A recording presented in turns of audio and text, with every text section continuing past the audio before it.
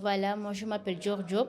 Je suis étudiante en licence 3 à Génie pétrolier à Easy Business School, Institut supérieur d'ingénieur de formation.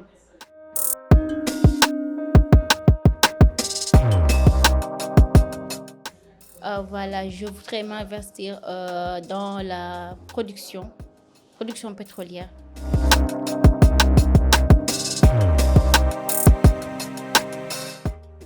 Génie pétrolier.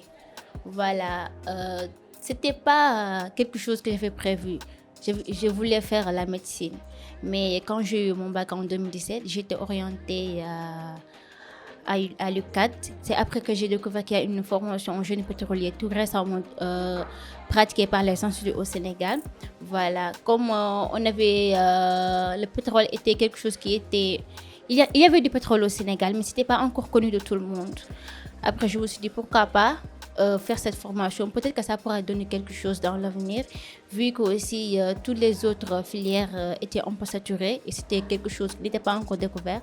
Je me suis dit pourquoi pas, ça peut donner quelque chose, je vais essayer. Et quand j'ai commencé à licence 1, j'ai commencé par aimer la génie pétrolier parce qu'il y avait de la géologie et j'aimais tout ce qui était en rapport avec la terre, les découvertes du genre.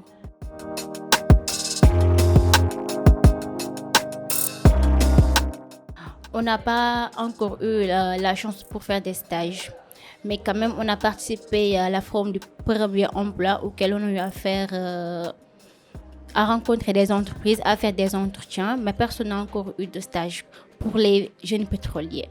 Mais je pense que pour les autres filières, les étudiants, ils font des stages.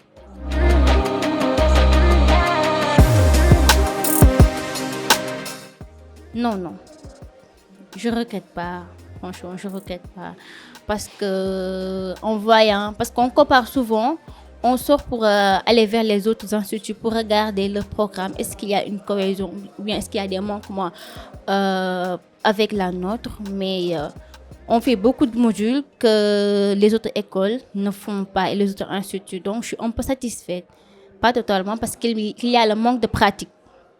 Mais en somme, c'est satisfaisant.